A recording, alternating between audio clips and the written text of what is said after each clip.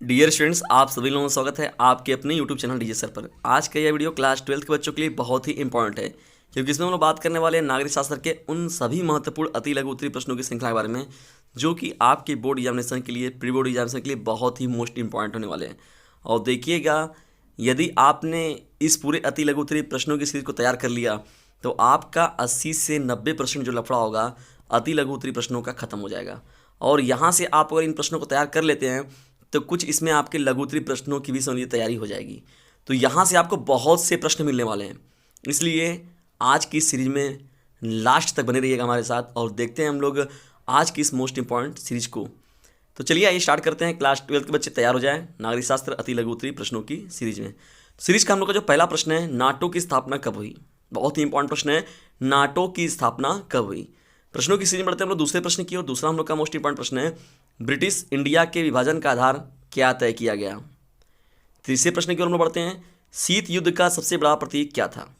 चौथे most important प्रश्न की ओर हम लोग बढ़ रहे हैं, योजना आयोग की स्थापना कब हुई।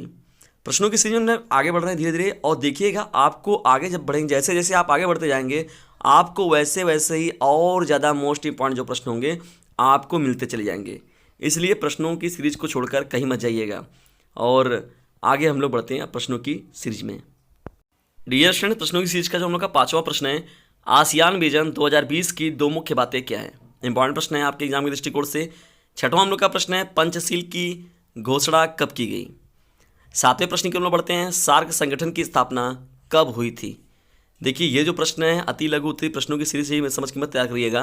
ये बहुविकल्पी में भी आपके प्रश्न यहाँ से मिल सकते हैं, लघु उत्तरीय में भी मिल सकते हैं, इसलिए ये सेशन जो बहुत इंपॉर्टेंट है और सभी प्रश्नों को एक बार ज़रूर देख लीजिए। और इन सभी प्रश्नों का मैंने जो आंसर है वो सटीक भाषा में और सरल भाषा में मैंने पूरा हल कराया हुआ है। आप डिस्क्रिप्शन बॉक्स में जाइए, वहाँ से खोलिए, आप लोगों को वहाँ से मैक्सिमम जो प्रश्नों के उत्तर हैं वो मिल जाएंगे। और जो प्रश्नों के उत्तर आपको नहीं मिलते हैं तो कमेंट बॉक्स में बताइएगा, फिर मैं उन प्रश्नों का सटीक उत्तर आपको अवेलेबल करा दूंगा। आठवें प्रश्न की हम लोग बढ़ते हैं। आठवां हम लोग का प्रश्न है, माओवादी अथवा नक्सलवादी से आप क्या समझते हैं। बहुत ही इंपॉर्टेंट मोस्ट इंपॉर्टेंट प्रश्न है, प्रश्न संख्या 8। डीजे सर चैनल के साथ मिलकर कर लीजिए अपनी पूरी तैयारी, क्योंकि इस बार बोर्ड एग्जामिनेशन देने की है। अब आप सभी की बारी, तो इसलिए सेशन में पूरे बने रहें और मोस्ट इंपॉर्टेंट प्रश्नों की सीरीज पर भी काम करें यदि आपको बेहतर परसेंटेज चाहिए तो। नौवें प्रश्न की ओर बढ़ते हैं, शाक थेरेपी की सर्वोपरि मान्यता क्या थी। मोस्ट इंपॉर्टेंट प्रश्न है नौवां प्रश्न, शाक थेरेपी की सर्वोपरि मान्यता क्या थी। शाक थेरेपी मैंने बकायदे बताया हुआ है कि शाक थेरेपी का मतलब क्या होता है, किसी को आघात पहुंचाकर उपचार करना, ठीक है। और ये सर्वोपरि मान्यता क्या थी, क्यों ये लाया गया था, इसके बारे में बताना है। 10वां हम लोग का प्रश्न है, यूरोपीय संघ की स्थापना कब हुई। ये इंपॉर्टेंट प्रश्न है। देखिए, अति लघु उत्तरीय का मतलब होता है 2 से 3 लाइन में आप इसका उत्तर दीजिए। अभी नहीं ये पता चला 2-3 पन्ना एक ही प्रश्न को लेकर लिखते चले गए तो आपके बड़े जो प्रश्न होंगे वो छूट जाएंगे, इसलिए जितना आपसे पूछा जाए आप उतना ही काम करिए। 11वां आपका प्रश्न है, भारत ने 1968 में परमाणु अप्रसार संधि NPT के नाम से भी देखे लोग जानते हैं इसे, पर हस्ताक्षर करने से इनकार क्यों किया। बहुत ही महत्वपूर्ण प्रश्न है, प्रश्न संख्या 11। या ये भी कभी कभी पूछता है कि परमाणु अप्रसार संधि कब हुई थी, या परमाणु अप्रसार संधि क्या है, ये क्यों लाया गया था, इसके बारे में देखिए पूछ सकता है। तो ये प्रश्न आप एक देख रहे हैं, लेकिन कम से कम ये 3 से 4 प्रश्नों को आपके कवर कर रहे हैं, तो ये 11वां आपका प्रश्न हो जाएगा। पढ़ने के साथ ही साथ इस चैनल के मान व सम्मान का भी जिम्मेदारी मैं आपके ऊपर थोड़ा सौंपता हूँ। बस आपको कुछ नहीं करना है, छोटा सा एक काम करना है, इस वीडियो को शेयर करना है, अपने क्लासमेट में ज़रूर शेयर करें और उन सभी दूर दराज तक सभी लोगों के पास तक पहुँचे जो लोग एजुकेशनल से थोड़ा दूर हैं या जिनसे कम एजुकेशन मिल पाते हैं। वो देखिए इस समय स्कूल वगैरह भी बंद चल रहे हैं और वो कोचिंग वगैरह में भी रेगुलर अपने क्लासेस नहीं कर पाते, तो खास तौर पर अगर उन बच्चों के पास जाता है इसका लिंक तो वो बहुत ही ज़्यादा सार्थक सिद्ध होगा। और जो अपने आप को बोर्ड एग्जामिनेशन में बेहतर देना चाहते हैं या वो टॉपरों की लिस्ट में आना चाहते हैं, तो उनके लिए यह जो सीरीज़ है सबसे ज़्यादा महत्वपूर्ण है, इसलिए सीरीज़ को ज़रूर देखें। देखिए, आप साल भर कैसे पढ़ते हैं ये कोई मायने रखता है, लेकिन आप 1 से 2 महीने 3 महीने आप किस प्रकार से शेड्यूल बनाकर और किन महत्वपूर्ण प्रश्नों को टारगेट आप करते हैं, यह आपके लिए मोस्ट इंपॉर्टेंट होगा। उसके लिए आपको मेरा नंबर ज्वाइन करना पड़ेगा। मेरा व्हाट्सएप ग्रुप नंबर है 950 690 285 फिर से एक बात सुन लीजिए, मेरा व्हाट्सएप ग्रुप नंबर है 950 690 285। यदि आप इससे जुड़ते हैं तो आपकी तैयारी और बेहतर होगी और मैं मार्गदर्शक के रूप में आप सभी लोगों के लिए कार्य करूंगा और जो भी उसमें कमियां होंगी उनको दूर करने का मिलके एक साथ प्रयास किया जाएगा। और जो मंजिल पाना है हम लोगों को, अब की बार बोर्ड परिवार इसको सार्थक सिद्ध किया जाएगा। तो इसी सिद्धि के साथ हम लोग अपने बढ़ते हैं महत्वपूर्ण प्रश्नों की सीरीज में 12वें प्रश्न की ओर। 12वां हम लोग का प्रश्न है, ताड़ी विरोधी आंदोलन को महिला आंदोलन क्यों माना जाता है? बहुत ही महत्वपूर्ण प्रश्न है। 13वें प्रश्न की ओर बढ़ते हैं, किन्हीं 2 देशी रियासतों के नाम लिखिए जिन्होंने स्वतंत्रता के बाद भारत में विलय का विरोध किया। ये भी प्रश्न देखिए बहुत ही महत्वपूर्ण प्रश्नों में एक है कि वे कौन से, कभी कभी तो ये भी पूछ देता है कि देशी रियासतें क्या होती हैं। अब देखिए यहाँ पूछा है कि 2 देशी रियासतों के नाम में लिखना है जो स्वतंत्रता के बाद भारत में विलय का विरोध कर रही थी। ये आपका 13वां प्रश्न हो जाएगा। देखिए यहाँ पर विलय कराने में जो सरदार वल्लभ भाई पटेल जी हैं उनका बहुत बड़ा योगदान रहा है, ठीक है। और स्टैच्यू ऑफ लिबर्टी की देखिए बात हम लोग जो करते हैं यहाँ पर यूनिटी के लिए जो बनाया गया था एकता का, तो वो भी कहीं ना कहीं देखिए सरदार वल्लभ भाई पटेल का बहुत बड़ा योगदान रहा है देशी रियासतों को मिलाने में। तो ये आपका 13वां प्रश्न हो जाएगा।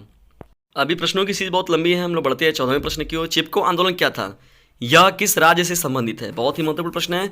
15वां हम लोग का प्रश्न हो जाएगा, 2014 के लोकसभा चुनाव में किस राजनीतिक दल ने स्पष्ट बहुमत प्राप्त किया? इसके कोई 2 कारण बताइए, यानी कि वे कौन से 2 मुख्य प्रमुख कारण थे जिसके वजह से जो राजनीतिक दल ने स्पष्ट बहुमत को प्राप्त किया हुआ है। 2014 के लोकसभा चुनाव के बारे में बात हो रही है। यह आपका हो जाएगा प्रश्न संख्या 15। चलिए इंपॉर्टेंट प्रश्नों की सीरीज में लोग आगे बढ़ते हैं 16वें प्रश्न की। लेकिन बढ़ने से पहले यदि वीडियो थोड़ा सा भी आपको पसंद आ रहा है तो इसे लाइक जरूर कर दें, शेयर जरूर कर दें और अपने इस चैनल को सब्सक्राइब करके अपने पास जरूर रख लें और बेल आइकन की घंटी को भी प्रेस कर लें। बढ़ते हैं हम लोग 16वें प्रश्न की ओर। 16वां हम लोग का प्रश्न है, भारत और चीन के मध्य विवाद के 2 कारण लिखिए। बहुत ही इंपॉर्टेंट, देखिए भारत और चीन के मध्य विवाद, भारत और पाकिस्तान के मध्य विवाद। तो भारत और चीन के बीच में इस समय बहुत हालिया माहौल जो देखे थे आपके कितना गड़बड़ था वो पिछले साल में हम लोगों ने देखे थे यहाँ पर। तो इसलिए देखिए प्रश्न इंपॉर्टेंट बन जाता है आपका। मैंने बताया पहले ही आपको कि करंट से चीज़ों को जोड़कर भी पढ़ा करिए, क्योंकि करंट के हिसाब से भी देख करंट में क्या चल रही है हमारे देश में, आप उन चीज़ों को पढ़ रहे हैं, नागरिक अगर देश के हैं, आप सामाजिक शास्त्र को पढ़ रहे हैं, तो करंट से चीज़ों को भी मिलाकर और कोरिलेट करके पढ़ा करिए, क्योंकि करंट से भी प्रश्न बन सकता है। तो ये प्रश्न करंट को देखते हुए बहुत इंपॉर्टेंट है। कारण और चीन के मध्य विवाद के 2 कारण लिखिए। 17वां हम लोग का प्रश्न क्या हो जाएगा, संयुक्त राष्ट्र सुरक्षा परिषद के किन्हीं 2 स्थायी तथा 2 अस्थायी सदस्यों के नाम लिखिए। देखिए संयुक्त राष्ट्र संघ सुरक्षा परिषद जो बनाया गया था उनके 2 स्थायी तथा 2 अस्थायी सदस्यों के नाम हमें इसमें लिखना है। यह आपका हो जाएगा प्रश्न संख्या 17। और ये जो प्रश्न है ये भी बहुत ही महत्वपूर्ण प्रश्नों में एक है। चलिए डियर स्टूडेंट्स स्टार्ट करते हैं हम लोग 18वें प्रश्न को। 18वां हम लोग का प्रश्न है, वैश्विक पर्यावरण की समस्याओं के 2 कारण लिखिए। 18वां प्रश्न है। 19वां प्रश्न है, सुरक्षा की पारंपरिक अवधारणा क्या है? इन सभी प्रश्नों पर मैं कहने बाकायदा डिस्कशन किया हुआ है, आप जाइए प्लेलिस्ट को खोलिए, वहाँ से आपको मिल जाएगा, नहीं तो डिस्क्रिप्शन बॉक्स में भी आप जाकर देख सकते हैं वहाँ से। 20वां हम लोग का प्रश्न है, भारत पाकिस्तान विवाद के 2 कारण बताइए। भारत पाकिस्तान विवाद देखिए बहुत महत्वपूर्ण प्रश्न है और भारत पाकिस्तान पर मैंने बाकायदा किया हुआ है एक महत्वपूर्ण आपकी दीर्घ उत्तरी प्रश्नों की सीरीज को तैयार किया हुआ है। आप उसे तैयार कर लेते तो भारत पाकिस्तान से रिलेटेड कोई भी चीज़ अगर आपसे पूछा जाता तो आप उसका सटीक आंसर दे देंगे। यह आपका 20वां प्रश्न है। डियर स्टूडेंट्स, यदि ज़्यादा नंबर पाने की है इच्छा तो डीजे सर चैनल से ज़रूर लेनी होगी आप सभी लोगों को शिक्षा। इसी उद्देश्य के साथ इस चैनल का जो लिंक है या इस चैनल के जो भी मोस्ट इंपॉर्टेंट वीडियोज़ आपको लगते हैं उसको अपने क्लासमेट पर शेयर ज़रूर कर दिया करें। 21वें प्रश्न की ओर बढ़ते हैं, LTBT और CTBT के पूर्ण रूप लिखिए। 22वां आपका प्रश्न है, सार्क के किन्हीं 2 देशों के नाम का उल्लेख कीजिए। ठीक है। 23वें प्रश्न की ओर बढ़ते हैं, संयुक्त राष्ट्र संघ के मूल सदस्यों की संख्या कितनी थी? वर्तमान में इनकी जो सदस्य संख्या है वो कितनी है? तो जब मूल सदस्यों की संख्या का मतलब जब निर्माण हुआ था संयुक्त राष्ट्र संघ का तो उस समय कितने देश शामिल थे और वर्तमान में इनकी संख्या कितनी है, इसके बारे में हमको इसमें बताना है। संयुक्त राष्ट्र संघ जो है बहुत ही महत्वपूर्ण हेडिंग है और संयुक्त राष्ट्र संघ पर भी मैंने बाकायदा जो है दीर्घ उत्तरी प्रश्न बनाए रखा है।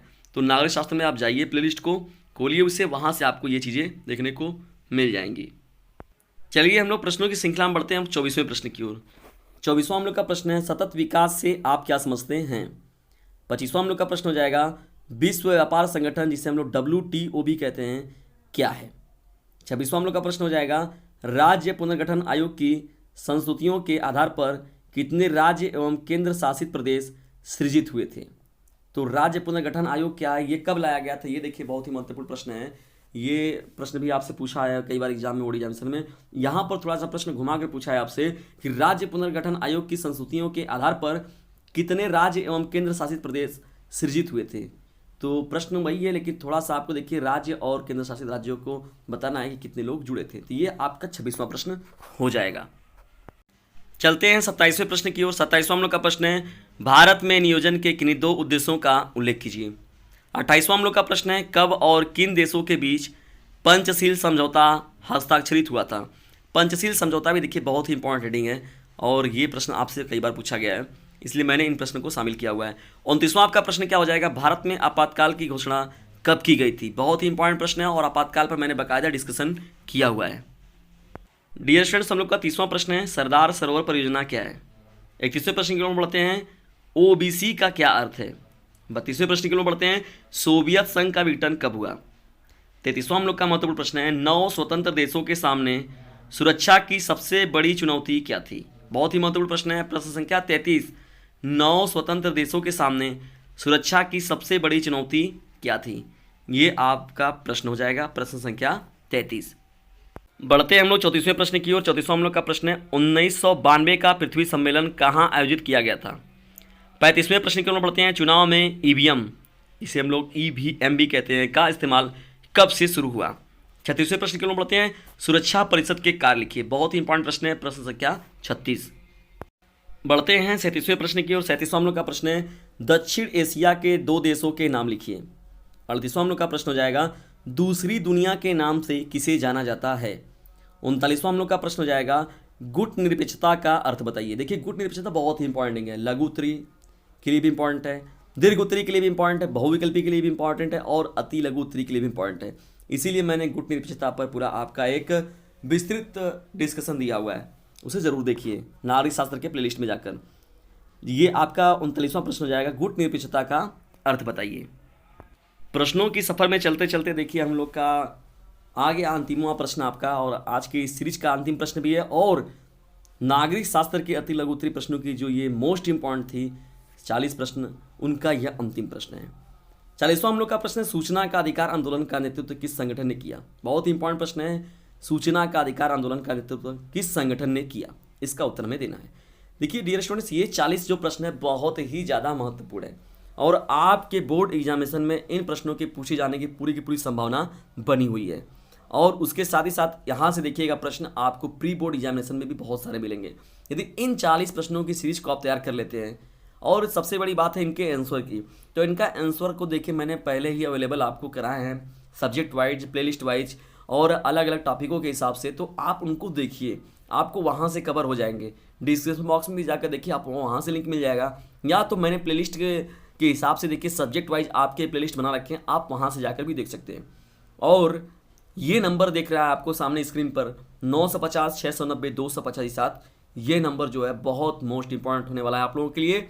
इस नंबर को फैला दीजिए पूरे यूपी में, क्योंकि यह यूपी बोर्ड के लिए बहुत ही मोस्ट इंपॉर्टेंट नंबर साबित होगा, क्योंकि इस नंबर का ही यह मिशन है अब की बार बोर्ड पर वार। तो इसी श्रृंखला के साथ हम लोग आज के इस सेशन को समाप्त करते हैं, और लेकिन आपको छोटा सा एक काम करना है मेरी फीस के रूप में, इसे अपने फ्रेंड सर्कल में या क्लासमेट जो हैं आपके, खासतौर पर वो बच्चे जो कि इकोनॉमिकल वीकर हैं और जो बोर्ड एग्जामिनेशन में टॉपरों की लिस्ट में शामिल होना चाहते हैं, तो उन पर इस वीडियो का लिंक शेयर जरूर करें। और उसके साथ ही साथ अपने स्वास्थ्य का ध्यान रखते हुए अपनी स्टडी को नियमित रूप से आप करते रहें। आप अपने दिमाग में इस बात को मत पालिए कि एग्ज़ाम होगा कि नहीं होगा, कराया जाता है कि नहीं कराया जाता है। आप अगर ज्ञान को अर्जित करते हैं, देखिए ये जो आपके लिए अवसर मिला है 12th में पढ़ने का, 11th में पढ़ने का, यह अवसर आपको अब नहीं मिलेगा।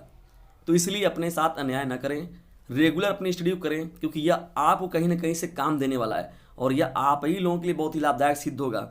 इसका अनुभव अभी आप नहीं कर रहे, लेकिन आने वाले समय में आपको इसका लाभ स्वयं ही दिखेगा। इसलिए मोस्ट इंपॉर्टेंट प्रश्नों पर भी काम जरूर करें।